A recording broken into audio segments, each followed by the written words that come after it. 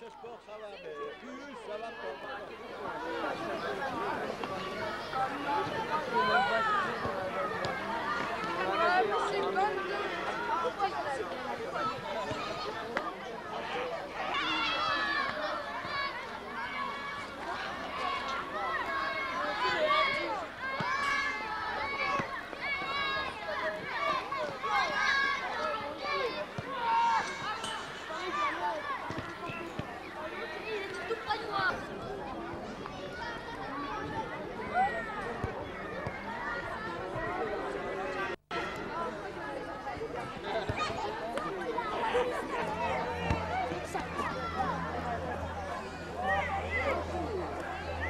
Viens, on regarde le match.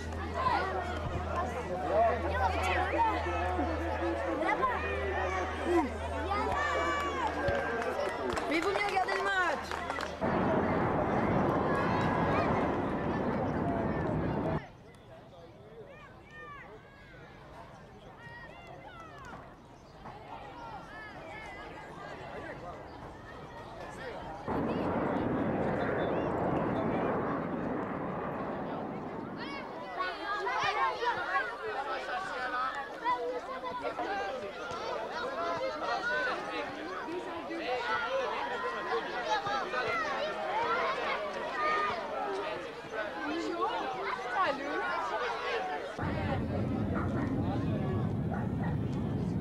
Comme chaque année, le Mundialito commence au début du mois de mai. Aujourd'hui, nous sommes le 2. Et comme vous le voyez, c'est un début qui est légèrement arrosé. Et pour une fois, eh bien, je pense que les gens ne se plaindront pas parce que notre fameux terrain ocre est devenu légèrement rouge foncé. Et il faut choisir, c'est ou bien les enfants mangent la poussière, ou bien ils rentrent crottés comme des galeux.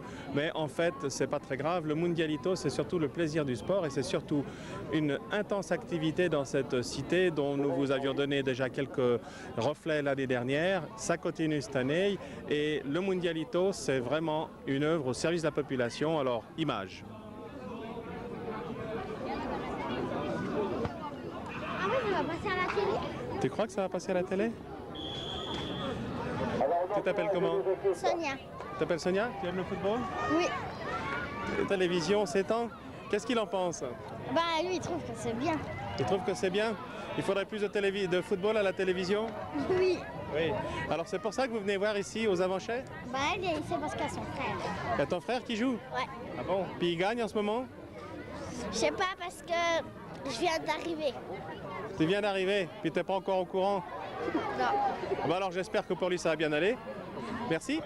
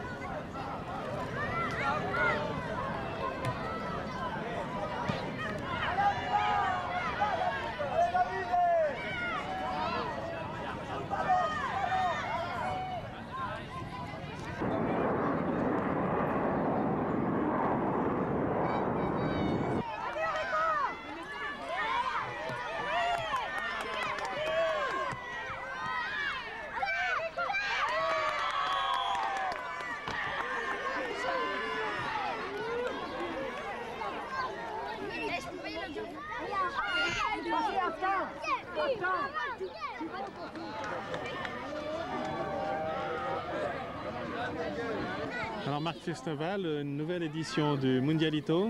Oui, 15e. La 15e. Oui, Ça se marque ça d'une façon ou d'une autre? sans jeu de mots, je m'appelle Marc. Hein. Oui, bien sûr. Non, Comment- c'est vrai. Oui. C'est vrai. On l'a marqué d'ailleurs cette année en renouvelant complètement les équipements du Mondialito. Oui, j'ai vu, ils ont des beaux maillots, etc. Avec des noms, des trucs, etc. Etc. qu'on dira pas. Bon, bah, de toute façon, il y a des sponsors, mais c'est logique. C'est vrai que ça permet peut-être précisément d'avoir du matériel qui se renouvelle. Ouais. Parce que je pense que pour une association, avoir des maillots neufs comme ça représente quand même un investissement. Oui, un investissement, disons, à notre niveau, je dirais énorme. Mais j'ai été étonné dans cette période de crise c'est que les sponsors, là dans le cas particulier, pour les enfants, ils ont effectivement ouvert leur portefeuille ou leur porte-monnaie facilement. Bon alors on a vu tout à l'heure qu'il y a eu un ou deux gamins qui se sont blessés sur le terrain. Aujourd'hui il est un peu moins praticable que d'habitude parce qu'il pleut et donc ça le rend plus dur. Oui, bon, le problème qu'on a, c'est toujours le même. On n'a effectivement pas de véritable terrain de football. On a un terrain avec de la terre et malheureusement avec beaucoup de pierres. Ça fait déjà quelques années qu'on essaye de trouver une solution, soit d'en faire un terrain synthétique, soit d'en faire un terrain stabilisé. Et où se trouve le problème principal? Ben, je pense qu'avec une commune qui à l'heure actuelle n'a pas d'argent, c'est difficile de pouvoir changer quelque chose à l'heure actuelle. Mhm. Et dans ce contexte, est-ce qu'il y a une intervention, par exemple, les propriétaires de la région, est-ce qu'ils subventionnent, est-ce qu'ils participeraient au réaménagement de notre terrain ou est-ce que c'est uniquement la commune? Alors ça, disons, je suis dans l'ignorance des tractations entre communes et communauté des propriétaires. Je sais simplement, c'est qu'au niveau de l'entretien du terrain, je crois qu'il y a environ 50% des deux côtés qui est pris en charge. Là, dans le cas particulier, on a entretenu le terrain pendant 3 jours. Et le 4e jour, j'ai été voir l'état du terrain. J'étais obligé d'intervenir immédiatement parce que c'était dans un état lamentable. On avait de nouveau des trous, on avait de nouveau des pierrailles qui étaient de nouveau en surface. Et le problème, on tourne en rond devant toujours le même problème.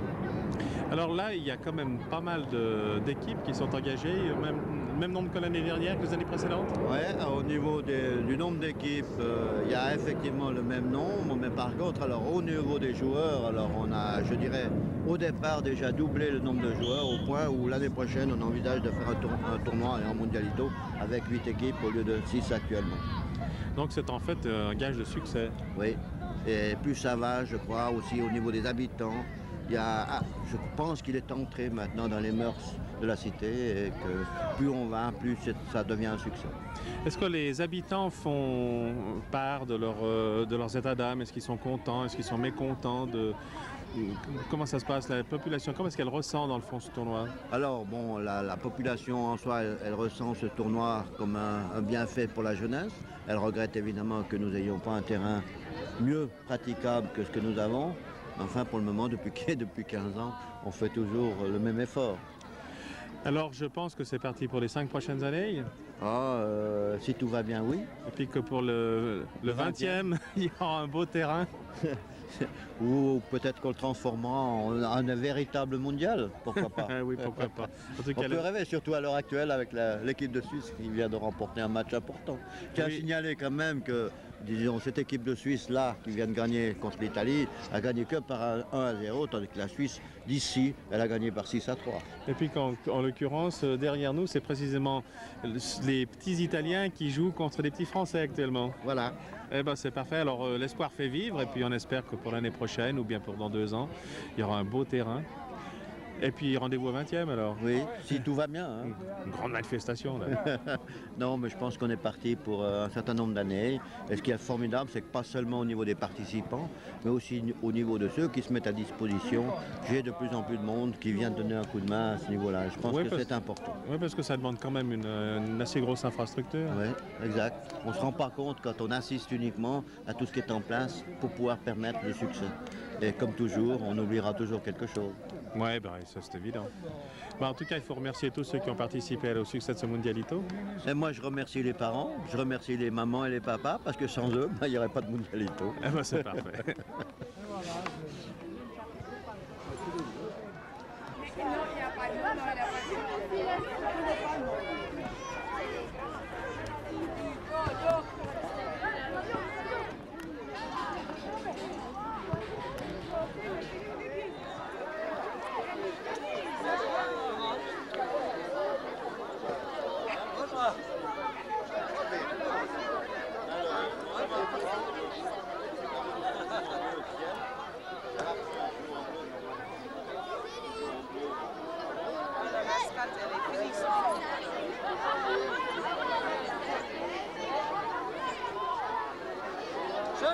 Chef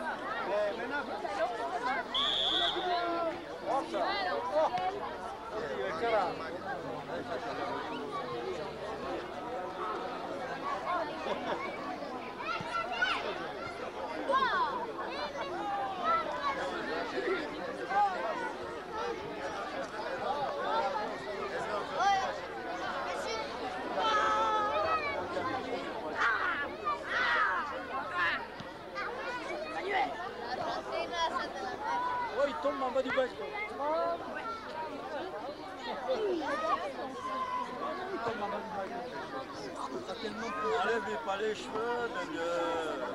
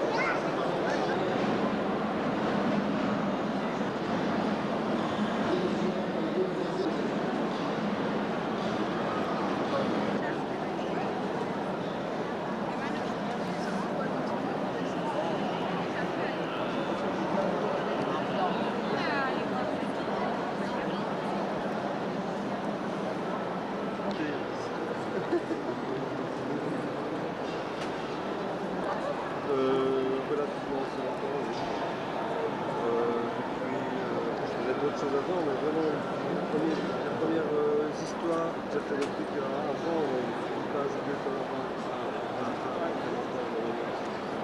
Les dédicaces, ça marche très très bien. Or ici on est au stand qui fait rêver tous les jeunes, peut-être les moins jeunes aussi, parce que ici c'est d'argot, on ne leur fait pas de publicité, mais qui n'a pas entendu parler de Bob Moran, qui n'a pas entendu parler de Michel Vaillant, de Johann et Pierre-Louis, et puis surtout des Schtroumpfs. Et pourtant il y a des auteurs plus récents, plus modernes, et vous venez d'en voir quelques-uns qui sont en train de dédicacer leurs œuvres. C'est une excellente façon en tout cas de faire connaître la bande dessinée de nos jours, ici au Salon du Livre.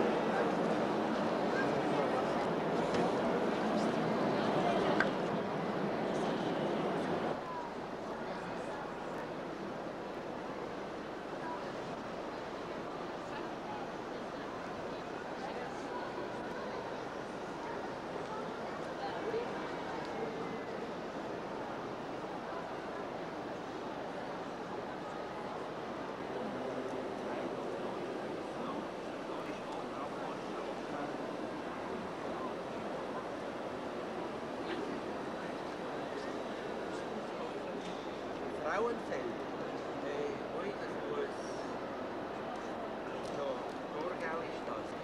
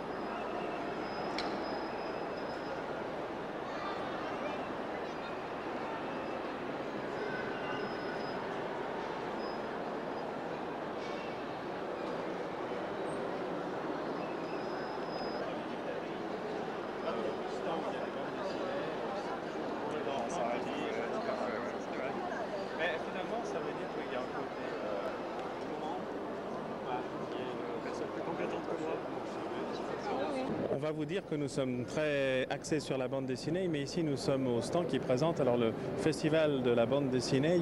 Alors vous allez nous en parler un tout petit peu, Sierre 93. Tout à fait, alors Sierre se déroulera donc notre festival du 13 au 16 juin, du 10 au 13 juin, pardon, excusez-moi. Cette année, l'axe principal sera basé sur l'Italie. Nous aurons plusieurs expositions qui seront sur un phénomène très en vogue maintenant en Italie. Ça s'appelle des fumetti, par exemple, qui vendent des quantités industrielles de livres. Deux ou trois autres expositions beaucoup plus importantes, celles-là, qui seront dans différents périmètres du festival. En plus de ces expositions, il y aura bien entendu toujours les mêmes grandes maisons d'édition qui vendront elles-mêmes des bandes dessinées avec dédicaces, etc. Il y aura des dessinateurs, auteurs, etc. qui seront présents. Malheureusement, je ne peux pas vous dire encore des noms maintenant, mais en principe, les plus grands seront là. Il y aura une rétrospective un petit peu de l'œuvre de Rosinski sur la bande dessinée Torgal.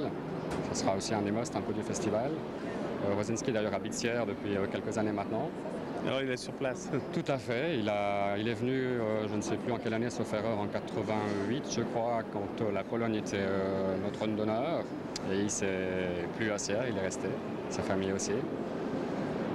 En plus du festival lui-même, il y aura une animation dans l'enceinte du festival, donc il y aura une rue piétonne qui sera animée par des spectacles de rue, concerts. Il y aura un concours de spectacles de rue avec des mimes, des clowns, je ne sais pas, tous les genres sont admis. En plus, une chose aussi qui se déroule maintenant depuis plusieurs années, nous avons un concours, c'est plutôt une course de trottinettes qui dure sur 24 heures, dans la nuit de samedi à dimanche, depuis 14h samedi jusqu'à 14h dimanche. Il y a des équipes qui viennent de plusieurs pays. On a eu des ex-russes ou URSS, je ne sais pas comment les appeler. Cette année, il y aura de nouveau une grande quantité d'équipes qui sont inscrites. Puis voilà, c'est un petit peu le principe du festival. Bande dessinée, ambiance, le soleil, j'espère, qui est notre emblème de Sierre. Oui, le soleil de Sierre est très très connu évidemment. Alors vous présentez une bande dessinée ici, je vois, qui s'appelle Le chemin des utopies. Est-ce que vous pouvez nous en dire quelque chose? Alors ce n'est pas une bande dessinée en soi, c'est une... C'est en fait, oui, c'est un ouvrage. Un ouvrage qui avait été fait dans le cadre du 700e, donc qui avait été fait, donc c'est un livre des différentes choses, de toutes les personnes qui avaient exposé différents dessinateurs. Et on a un petit stock qui nous est resté, alors on profite un peu de... C'est à mi-chemin entre la bande dessinée et puis l'ouvrage un peu de référence avec des photos, avec des textes. Tout à fait, c'était qui voulait présenter une autre façon de montrer un peu le 700e. Tout à fait, donc c'était une série de dessinateurs suisses qui avaient exposé dans une construction qui était assez amusante. C'était une coccinelle gigantesque avec un dédale de cheminement de différentes pièces construites, aménagées par les dessinateurs. Et puis c'était la brochure un peu référence effectivement de l'exposition. Alors quelle est la place des dessinateurs suisses dans le monde c'est quand même un monde assez fermé de la bande dessinée internationale? Suisse, il y en a quand même passablement, notamment De Rip qui a fait une bande dessinée assez connue maintenant, une promotion, c'est tout le concept d'une promotion, c'est comment dit-on, un système de prévoyance un petit peu contre le sida, etc. Joe, deux ou trois autres. La bande de Joe. Voilà, tout à fait. Il y a plusieurs autres d'origine suisse, quand même passablement, ça commence à se développer. Est-ce que c'est le Festival de Sierre qui a une bonne influence? Je ne sais pas, j'en doute un petit peu quand même, mais comme c'est quand même francophone spécifiquement la BD de plus en plus, les romans s'intègrent un petit peu. Alors on se donne rendez-vous au Festival de Sierre. J'espère, si vous avez l'occasion de revenir, peut-être les bienvenus. Je rappelle, 10 au 13 juin cette fois-ci, sans me tromper. Parfait. C'est parfait, merci. Merci.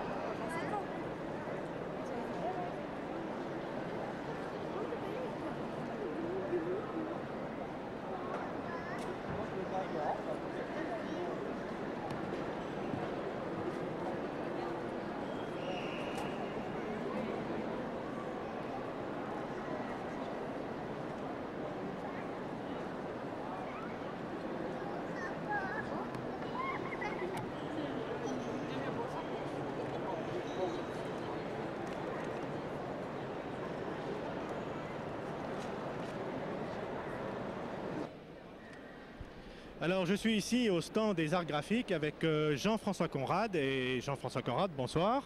Bien, bonsoir, comment vas-tu?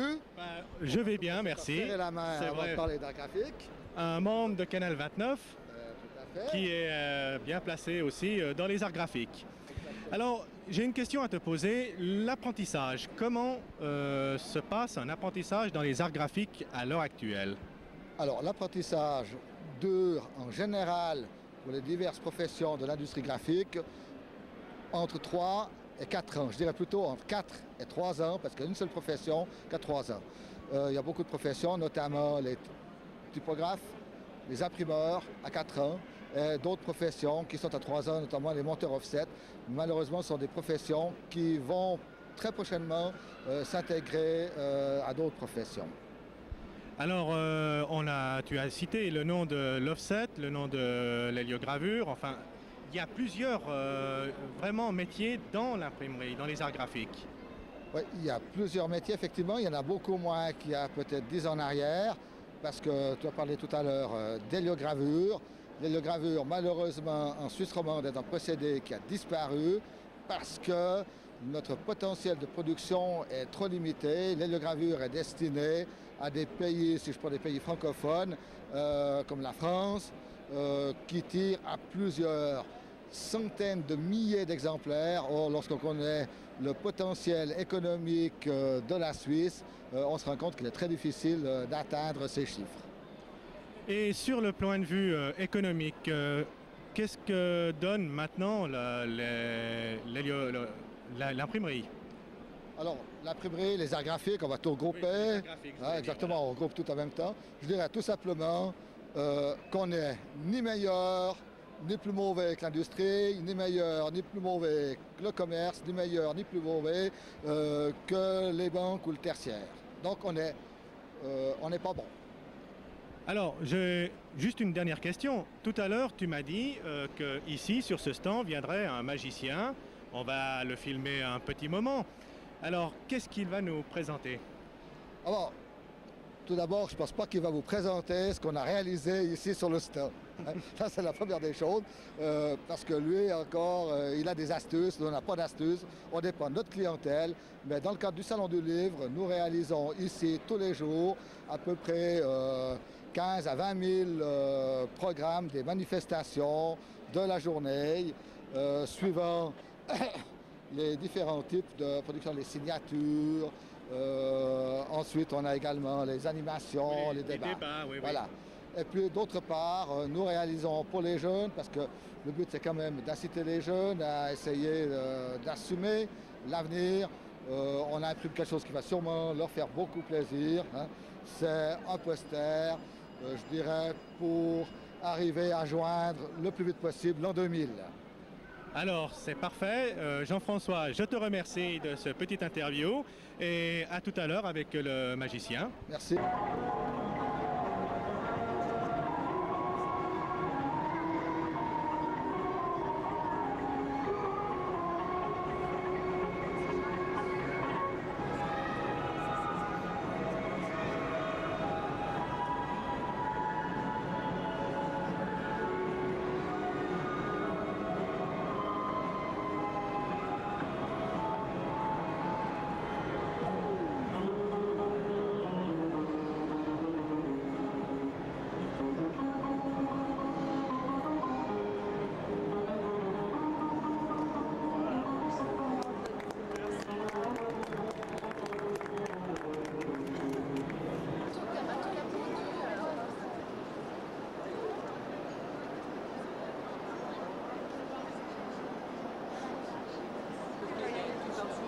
Non?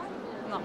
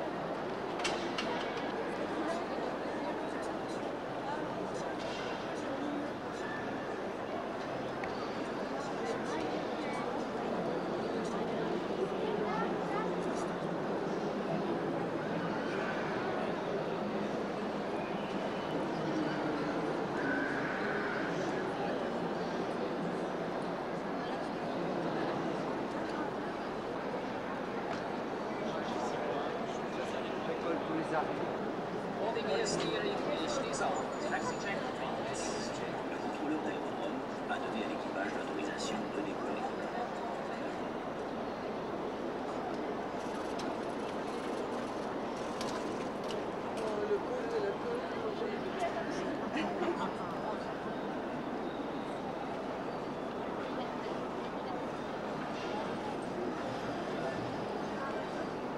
Alors ici, le stand Gallo Diffusion, Monsieur Butet, vous avez fondé quelque chose qui s'appelle le VDE Gallo Diffusion. Vous pouvez nous en dire quelques mots de plus? Volontiers, mais oui. C'est une entreprise qui est née un petit peu par hasard. Mon frère André avait construit un enregistreur avec lequel nous avons enregistré un jeune groupe de chanteurs de grues spiritueuses et un organiste. Et puis ça a donné un premier disque et ça a fait ensuite boule de neige. Et sous le nom de Voix dans l'église, nous avons lancé un concours de chansons d'inspiration chrétienne qui nous a valu 33 chansons inédites. Et puis nous avons ainsi continué ensuite avec la musique classique et avec d'autres enregistrements. Maintenant, nous sommes environ à 1000 parutions. Et d'ailleurs, Voix dans l'église est un des titres que l'on trouve dans votre catalogue. Voilà, c'était un disque un petit peu récapitulatif pour le 20e anniversaire.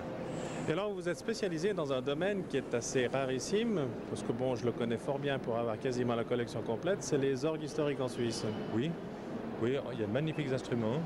Et grâce à Guy Beauvais, qui est vraiment un spécialiste de ces instruments qui a été joué un peu partout, nous avons pu amorcer une très belle collection qui s'est poursuivie d'ailleurs aussi avec des orgues espagnols et également du Mexique. Il y a d'ailleurs des enregistrements très très particuliers dans les orgues du Mexique qui sont assez étonnants. Oui, avec des sonorités alors vraiment qu'on ne trouve pas du tout chez nous. Et chaque fois, les œuvres sont très bien adaptées aux instruments. Et alors en fait, le club suisse du disque comme ça, en fait Gallo Diffusion, vous êtes doublé d'une sorte, on pourrait dire, d'organisme un peu de bienfaisance. Dans le sens que la diffusion est assurée par, je crois, des institutions. Alors malheureusement plus maintenant. Nous avons travaillé plusieurs années avec la Fondation des Oliviers, mais cette diffusion allait très bien pour permettre à des personnes pensionnaires de la Fondation de se remettre à un travail professionnel, mais c'était devenu trop lourd pour les cadres parce qu'il fallait vraiment une personne qui soit très très bien au courant, vu que c'est un travail tout à fait spécialisé. Alors ils ont dû prendre la décision de renoncer après quelques années. Et alors, quelles sont les nouveautés que présente maintenant Gallo Diffusion? Alors, nous avons des nouveautés dans plusieurs genres, aussi bien en musique ethnographique. C'est une très belle collection réalisée avec le musée d'ethnographie de Genève et Laurent Aubert en particulier. En nouveauté, il y a le disque d'Afghanistan, Asie centrale, Zaïre et Cambodge qui sont parus depuis l'année passée. Également des disques de musique orchestrale avec un très beau disque Franck Martin, avec le premier d'une série de musiciens de Lucerne, ici, avec le Festival Strings Lucerne. Ce sont des compositeurs de la région lucernoise. Et puis nous continuons nos productions avec René Gerber, qui est un compositeur très intéressant vraiment et que je souhaite beaucoup qu'on puisse découvrir davantage. Là, nous avons plusieurs disques en préparation. Parce que vous avez une spécialité aussi, c'est d'essayer de faire découvrir les auteurs suisses. Voilà, exactement. Alors, que ce soit René Gerber pour Neuchâtel, que ce soit Bernard Reichel pour Genève et Vaud, malheureusement il est décédé récemment, Marc Briquet aussi pour Genève, que ce soit encore Jean Detwiller pour le Valais et plusieurs autres pour la Suisse alémanique, Hans Schäuble et d'autres. Nous essayons parce que nous avons vraiment des compositeurs de grande valeur chez nous et c'est dommage que nous ne les connaissions pas mieux. Et alors à Genève, il y a un disque qui a fait un tabac, c'était à l'occasion des Ponts de Saint-Gervais, que vous aviez également produit et qui était l'orgue des Baillets, qui était consacré en fait au Pont de Saint-Gervais. Oui, exactement, qui est un très beau disque. Et qui s'est beaucoup vendu, je crois. Il s'est bien vendu, alors spécialement bien sûr sur Genève, peut-être un peu moins à l'étranger. Et puis parfois c'est le contraire. Alors certains disques se vendent très peu ici et puis c'est aux États-Unis ou en Allemagne ou en France qu'on les découvre. Des perspectives d'avenir prochainement, de nouvelles découvertes?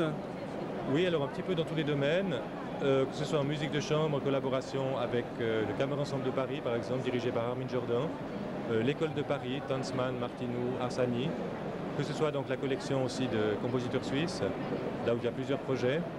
Et puis également en musique religieuse, on a plusieurs choses, que ce soit aussi en texte, la voix de Philippe Zeissig par exemple qui a paru récemment, des contes avec Alix Noble, ou bien une série de textes d'écrivains de chez nous.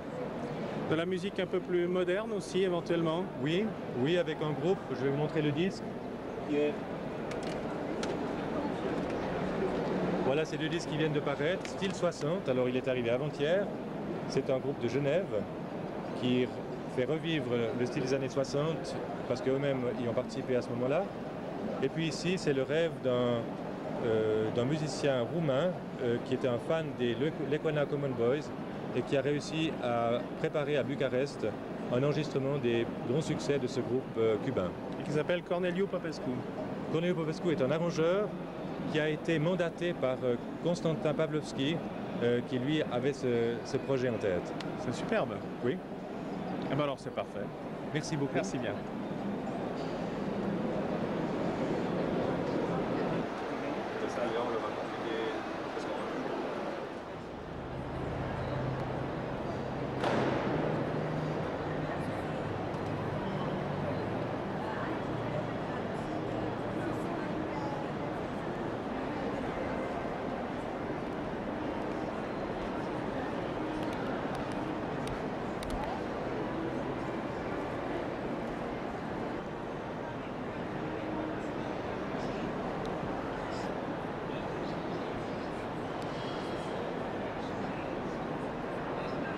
Maintenant, je suis avec monsieur Victor Ebner. Bonsoir, monsieur. Bonsoir. Et vous êtes le champion de la formation par les langues.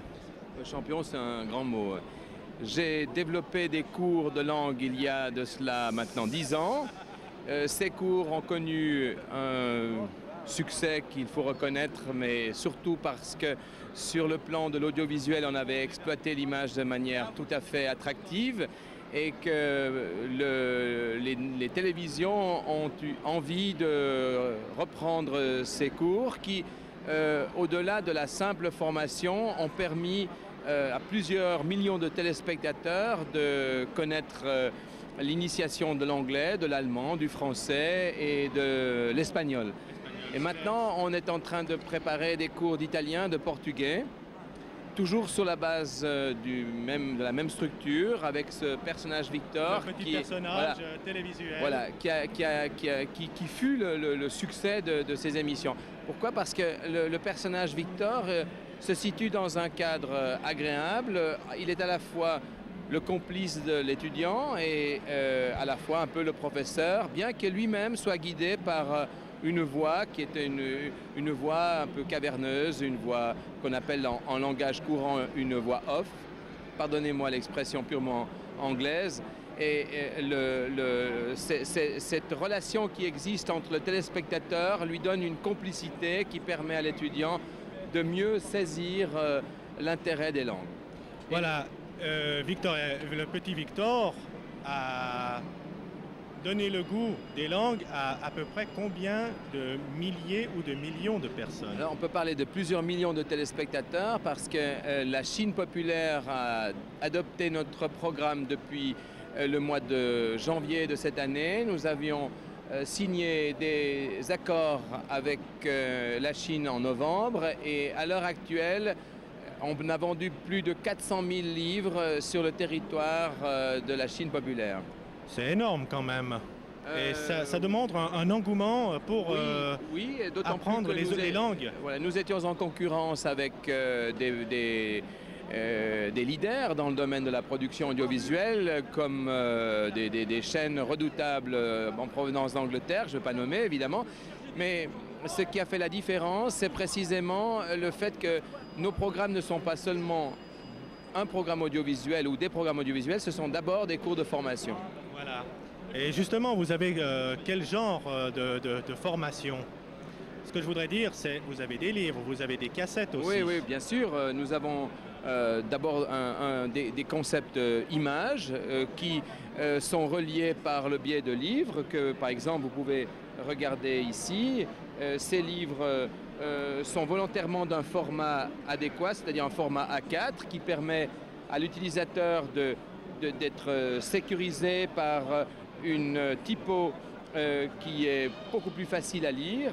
Et parallèlement, il y a des exercices autocorrectifs qui non seulement sont très précis, mais permettent à l'interlocuteur tricher un petit peu, ce qui est nécessaire, parce qu'en trichant, il a la possibilité de mieux comprendre les règles abordées. Voilà, et puis de se rattraper par la suite. De se rattraper par la suite avec l'image, voilà. Bien sûr. Alors, Monsieur Victor Hebner, je vous Merci, remercie. Très aimable à vous. Et à bientôt, peut-être le prochain Salon du Livre. Merci beaucoup.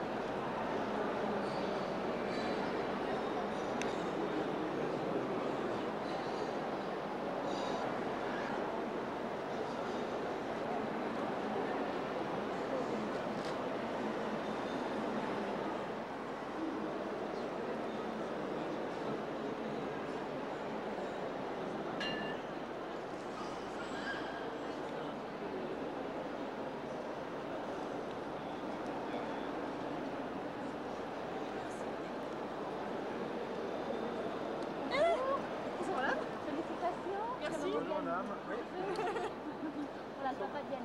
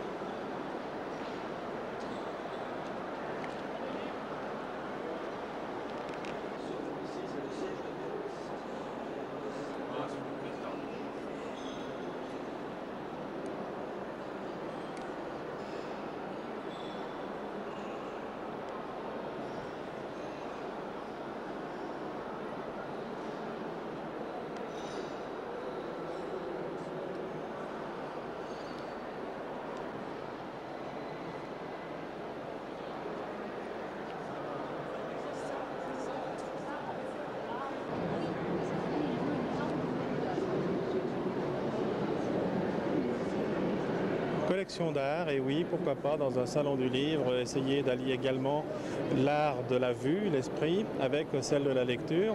Ici, des sculptures qui ne sont pas de n'importe qui, puisque d'un architecte extrêmement connu, Josip Bofill, l'architecte espagnol, qui a notamment fait un certain nombre d'œuvres du côté de Montpellier, et que l'on peut voir donc en France voisine, mais surtout un artiste, un sculpteur, un designer, pour parler en français, et quelques formes un petit peu qui sortent de l'ordinaire. Alors il y a un Pasodoble, il y a un Adieu Atlantis, il y a différentes sculptures qui sont des originaux signés de Josip Bofill.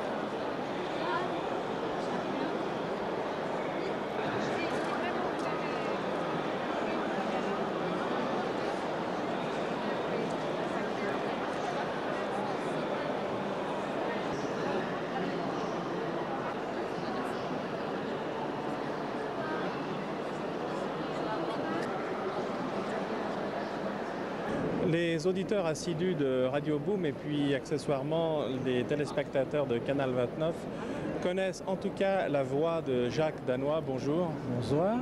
Et ici, vous êtes ici sur le stand parce que vous présentez vos contes de Noël, c'est Oui, ça? ce sont des contes de Noël un peu différents de ceux qui évoquent Noël.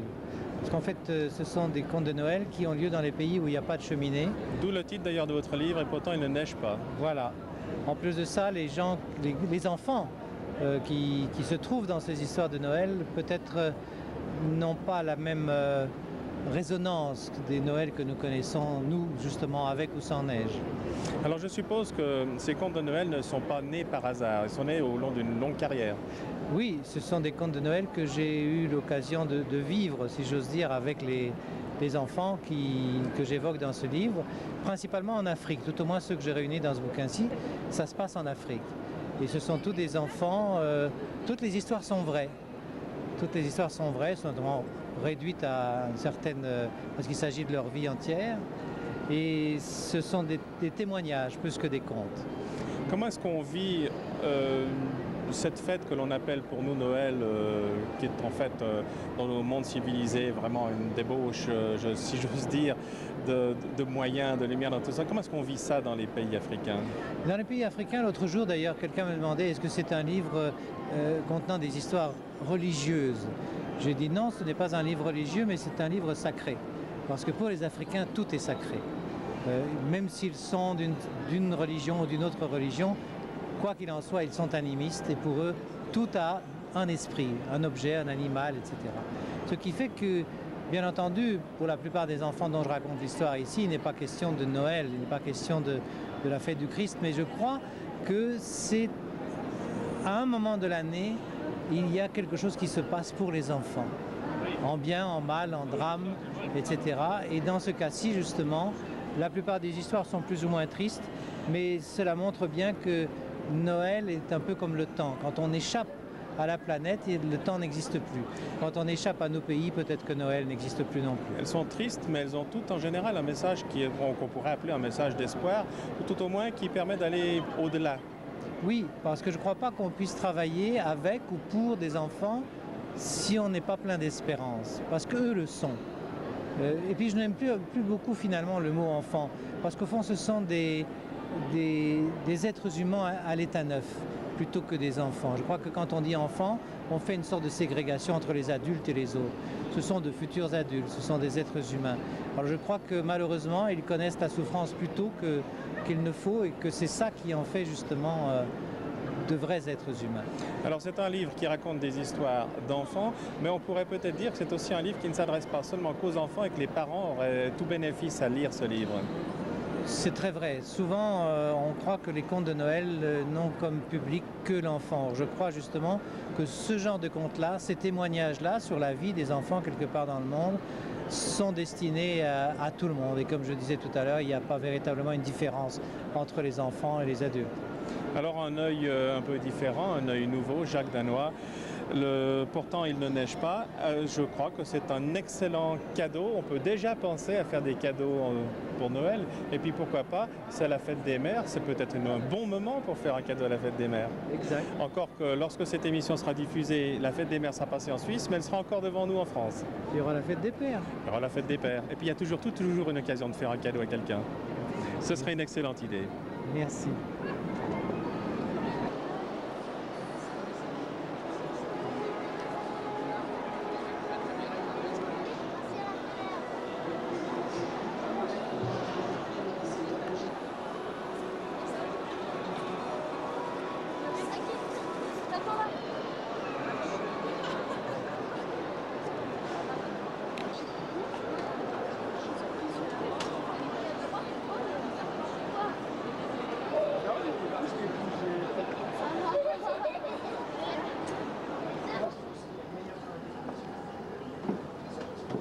Ça se voit à l'œil, mais on dire.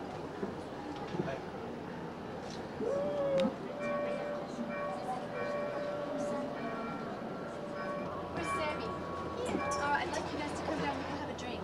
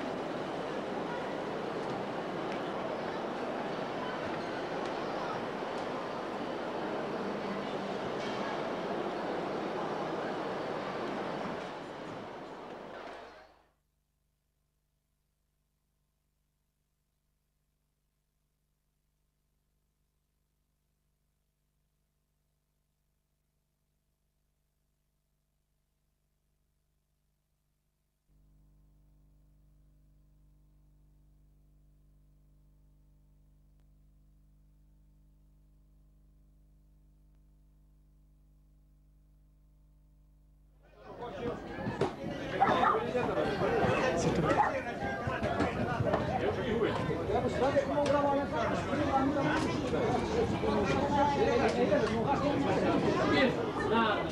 Canal 29, toujours présent. Et pour vous montrer aujourd'hui, en cette troisième journée du Mundialito, avec la première grande journée de vrai soleil, c'est le printemps, c'est presque l'été, pour vous montrer un peu les à côté de l'organisation d'un tournoi comme celui-ci, parce qu'il faut bien se rendre compte que s'il y a 22 acteurs qui tapent dans des ballons ronds, il y a l'arbitre qui de temps à autre vient siffler, il y a quand même des gens qui soit sont à la table de chronométrage et qui vérifient que tout se passe correctement, et puis surtout, on a parfois un peu faim, on a parfois un peu soif, donc il y a des tas de gens qui sont derrière nous, à côté ici à la buvette, et qui essayent de donner satisfaction à tous ces estomacs assoiffés, etc. Alors c'est ce qu'on essaye peut-être de vous présenter aujourd'hui, c'est plutôt l'envers du décor du Mundialito, c'est les gens qui travaillent.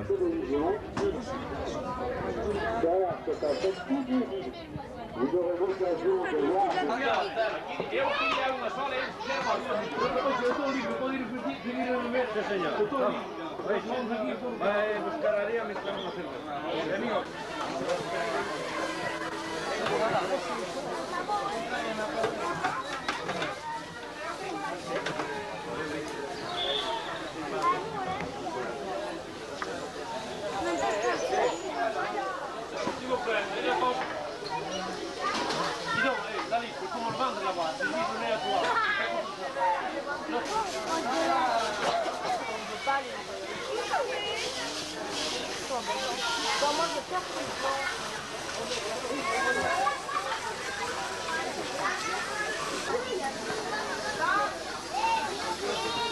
Fernando,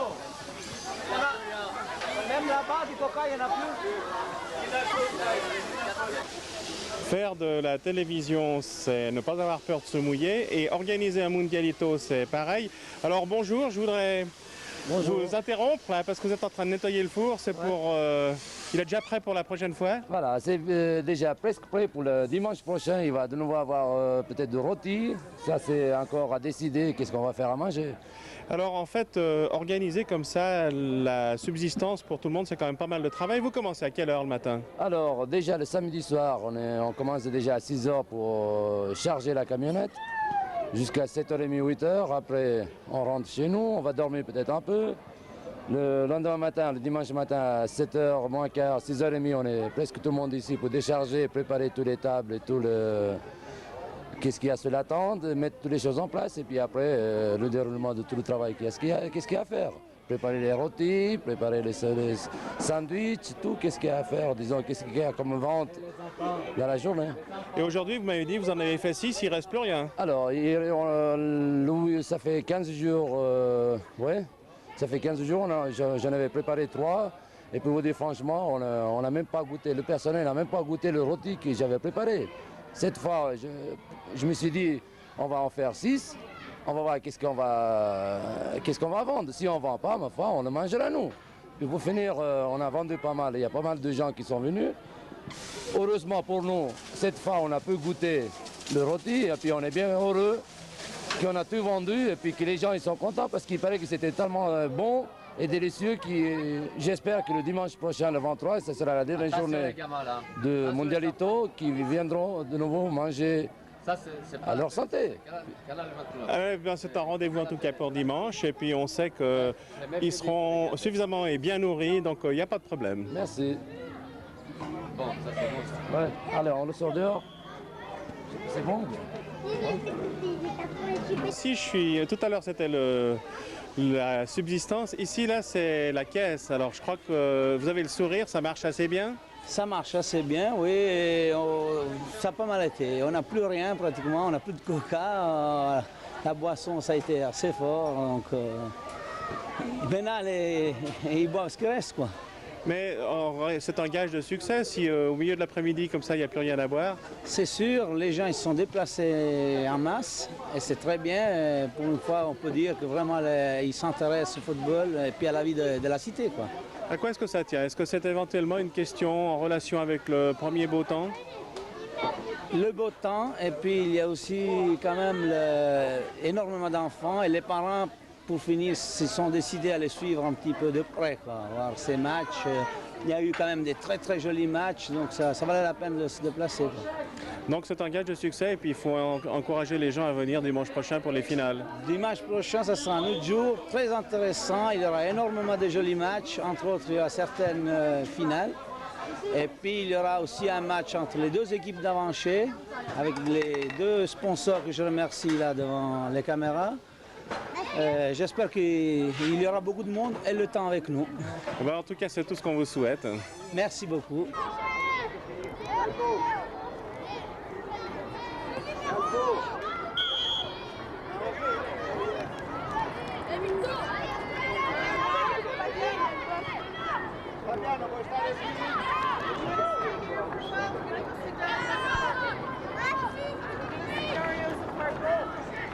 We want to go to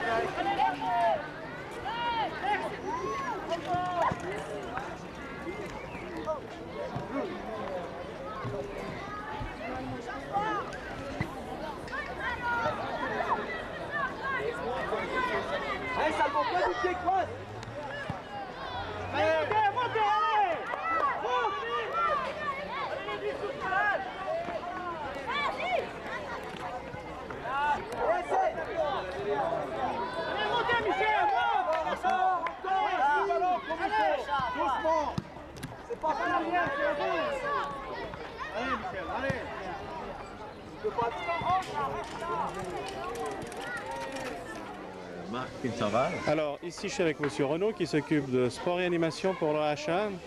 Voilà, exactement. Ça fait quelques années que j'ai commencé avec Marc Finserval.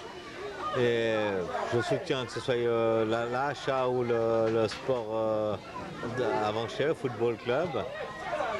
Et je pense qu'on est en ce moment en train de faire quelque chose qui est en train de se faire concrètement. Et j'espère que tous les Avanchaisiens puissent arriver, que ce soit au point de vue football, au point de vue la fête septembre, qui est notre fête annuelle, exactement.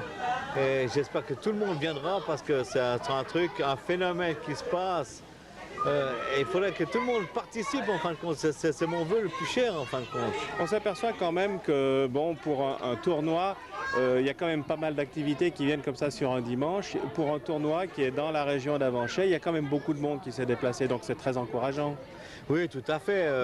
Je remercie toutes les personnes qui sont déplacées, qu'elles soient bénévoles ou même les parents des footballeurs. Je trouve ça c'est une chose extraordinaire parce que c'est notre but le plus, c'est d'avoir les enfants mais aussi les parents parce que ça fait un tout. On est une cité d'une ampleur. Mais il faut que tout le monde participe et c'est là que notre succès en fin de compte. Et on se rend compte qu'en fait ce succès démontre un besoin dans la population de la cité. Il faut qu'il y ait des animations de ce genre. Ben ça c'est ce qui se passe. Moi j'ai voyagé pas mal dans le monde et je pense j'ai vu ailleurs que le public ou le peuple c'est une grande chose. Et ici il faut vraiment, puisqu'on est une cité internationale, il faut que ce soit Suisse ou n'importe quelle nationalité, qu'on soit une main dans la main. Et je pense que c'est là le triomphe, enfin le noyau, enfin je n'arrive pas à exprimer ce que je veux exactement, mais je pense que c'est là. C'est en tout cas une satisfaction de voir qu'il y a une certaine réussite et que c'est vrai un peu, il y a une sorte de melting pot de gens qui viennent de différents horizons puis qui tout à coup se retrouvent comme ça autour d'un terrain de football, autour d'une buvette et qui partagent un verre ensemble. Voilà, tout à fait, c'est l'amalgame en fin de compte de toute une génération des peuples qu'on soit la main dans la main en fin de compte. En fait, c'est un peu la base d'une vie associative, c'est que des gens viennent de tous horizons et puis essayent de faire quelque chose ensemble. Voilà, exactement. Bon, moi je travaille un peu dans ce sens-là parce que j'ai un travail, enfin, je ne veux pas parler de mon travail parce que ça fait un peu publicitaire, mais enfin, moi je travaille avec l'Abbé Pierre et on a dans un ordre d'idée en fin de compte. Et je travaille pour Emmaüs, je peux le dire, c'est peut-être pas... Mais je travaille pour Emmaüs et je pense qu'on est tous main dans la main et on est là pour essayer de faire quelque chose, que ce soit à but lucratif ou non lucratif, mais on est là pour quelque chose. Alors là, vous êtes particulièrement bien placé pour savoir ce que c'est que le bénévolat. Exactement, ça c'est sûr. On a une catégorie de gens qui vient en ce moment et puis en ce moment à la communauté on a 22 personnes, ça fait 22 chômeurs en moins. Heureusement, je dirais, parce que il se passe tellement de misère dans le monde, que ce soit j'ai été au Chili dernièrement, j'ai vu des choses incroyables, comme j'étais en Asie, et je pense qu'on est là, si on se met tous main dans la main, on est là pour s'aider, que ce soit au point de vue AHA, football club, de l'AHA ou n'importe quoi, on est là main dans la main et on est solidaires. C'est un des secrets d'ailleurs de la réussite de cette journée et puis de la réussite des activités d'Emmaüs notamment aussi. Tout à fait, c'est essentiel d'être main dans la main en fin de compte. Il faut le faire. J'espère que les Avranchésiens viendront de plus en plus nombreux aux manifestations et c'est mon vœu le plus cher. En tout cas, vous leur donnez rendez-vous pour la fête d'automne. Enfin, déjà dimanche prochain pour la finale, parce que ça sera très important. Voilà. Dimanche prochain, ce sera les finales et à la fête de l'automne. Et puis je remercie le Canal 29 pour leur comment dire, c'est pas grave, de toute façon, Canal 29, c'est une télévision de quartier qui est au service des habitants et donc des associations de quartier. Et on ne fait finalement que notre devoir, et c'est notre plaisir aussi de participer à des événements de ce genre.